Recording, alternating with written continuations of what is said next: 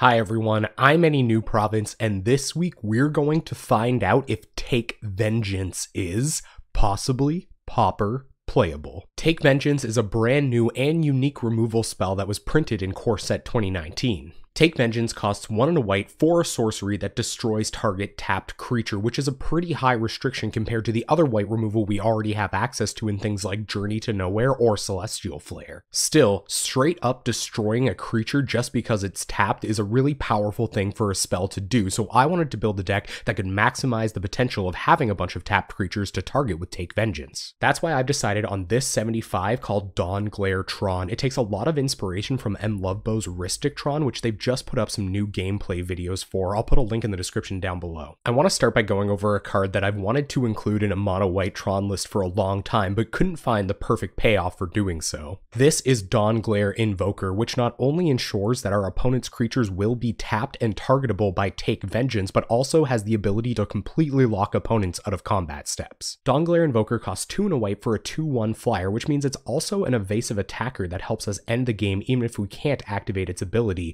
Its activated ability is pay 8 generic mana, tap all creatures target player controls. I kind of wanted to go all in on the idea of removal spells that are restricted to targeting tapped creatures, so I've also included a copy of Sheer Drop to go along with our Take Vengeance and Dawnglare Invoker. Sheer Drop costs 2 and a white for a sorcery that destroys target tapped creature, but what makes it super interesting in a Tron build like this is that it has Awaken 3. Awaken says pay 5 and a white. If you cast this spell for that Awaken cost, also put 3 +1/+1 counters on target land you control. It becomes a 0/0 elemental creature with haste. It's still a land. Sheer Drop providing an extra body on board is really relevant for this deck, especially because having a lot of mana isn't really difficult for us to do. Once we're tapping all of our opponent's creatures, we want to end the game as quickly as possible with creature damage before our opponent finds a way out of our lock. Because Quirion Ranger exists, we need some way to turn the Dawnglare Invoker lock into a hard lock against green decks. That's why I've included 3 copies of Coalition Honor Guard in the main deck. Coalition Honor Guard costs 3 and a white for a 2/4 human flag bearer, and its ability says while choosing targets as part of casting a spell or activating an ability, your opponents must choose at least 1 flag bearer on the battlefield. Not only does this help hedge against things like Quirion Ranger, Coalition Honor Guard can also soak up our opponent's lightning bolts and disfigures that might be targeting our Dawnglare Invoker trying to get themselves out of our lock. Next, I'm going to talk about some of our less conditional removal. These are a couple cards that are really great at invalidating certain strategies, and I'd be an absolute maniac if they weren't included. First, we have Serrated Arrow, an artifact that costs 4 mana and enters the battlefield with 3 arrowhead counters on it. At the beginning of your upkeep, if there are no arrowhead counters on Serrated Arrows, you have to sacrifice it. Its ability is tap, remove an arrowhead counter from Serrated Arrows, put a -1/-1 counter on target creature. Unlike a lot of other Tron decks, we actually are running some low converted mana cost cards. Serrated Arrows is what we're going to use to kill our opponent's spell stutter sprites to sneak through things that cost 1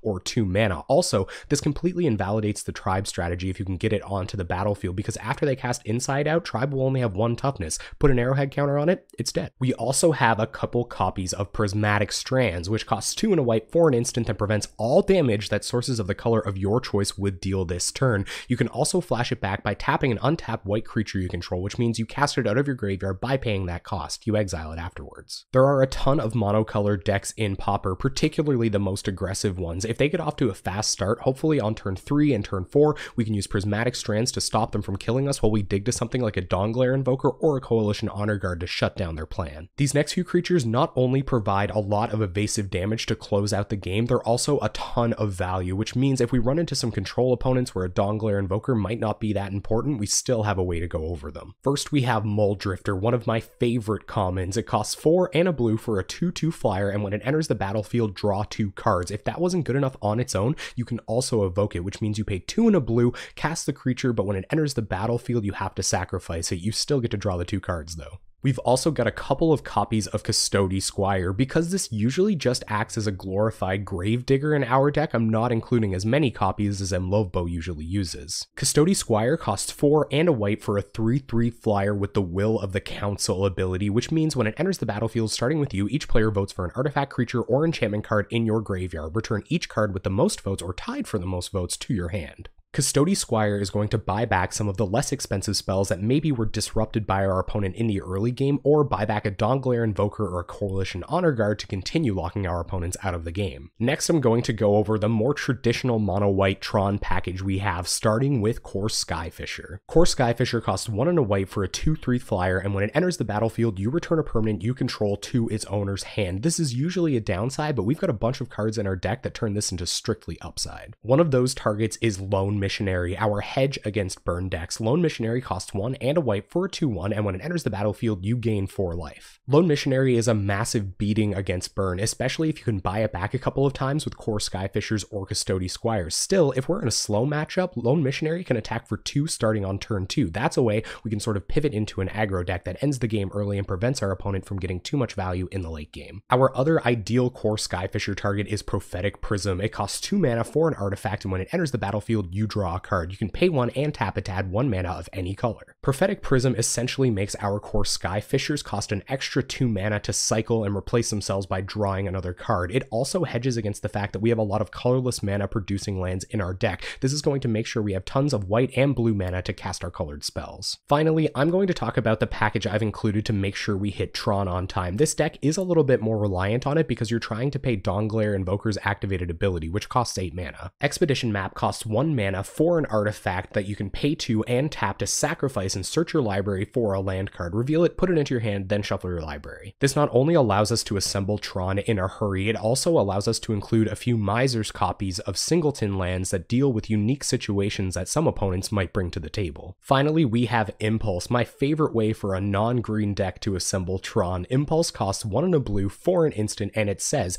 look at the top 4 cards of your library, put 1 of them into your hand and the rest on the bottom of your library in any order. I really love what Impulse does for this deck. It can dig us to a Tron land to make sure it's assembled when we need all that extra mana, but it also allows us to play a few less copies of specific cards we'll be looking for to lock our opponent out of the game. Alright, let's have a look at this mana base, starting with the 12 Tron lands. The reason it's called Tron is because we're trying to assemble these lands like Voltron. Once we have 1 of each on the battlefield, they start producing a ton of mana. Once we have a copy of all 3 Tron lands on the battlefield, Urza's Mine starts producing 2 colorless mana, Urza's Power Plant starts producing 2 colorless mana, and Urza's Tower starts producing 3 colorless mana.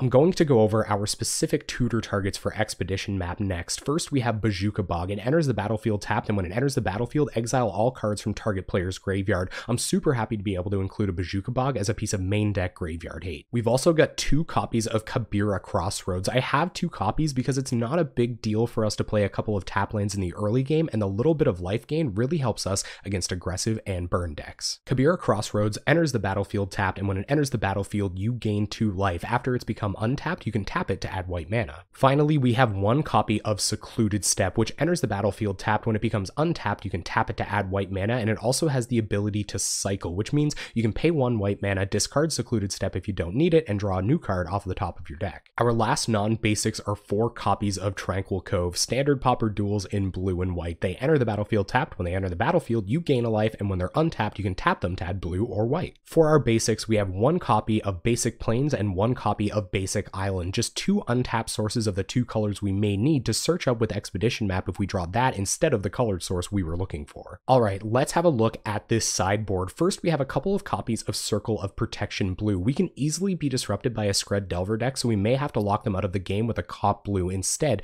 of our Dawnglare Invoker. We have 3 Hydroblasts to shore up those red matchups because those decks get off the ground real quick. We have a copy of Seal of Removal for all of those combo decks to bounce a creature after our opponent goes all in on it, and maybe buy back the Seal of Removal with a Custodial Squire. We have 2 Relic of Progenitus because we're a really slow deck, and this is going to help us control our opponent's graveyard so they don't get an early angler. We have another copy of Serrated Arrows just in case we're up against a deck with a lot of fairies or a Tireless Tribe. We have 2 Patrician Scorns for destroying all of our opponent's Journey to Nowheres or auras. We have a Coalition Honor Guard for another copy if our opponent is on a Lightning Bolt plan. They can only hit this with 1, it won't die. They have to hit it with another one to kill it. That's just really good against burn decks. We have 1 copy of Holy Light, which is great against X1 decks decks, and we have 2 copies of Oblivion Ring for dealing with all troublesome permanents. And there you have it, Dawnglare Tron. I'm going to take this deck into a league at twitch.tv/AnyNewProvince. We're there every Tuesday night at 7 p.m. Atlantic time playing Possibly Pauper Playable decks. Before I go, I just want to remind you that you can like the video or subscribe to the channel down below. I'd seriously appreciate it. It's a great way to let me know you've enjoyed everything, and it really encourages me to keep making great Pauper content. Thank you so much for watching. I hope you enjoyed this deck tech, and hopefully I'll see you on Tuesday night.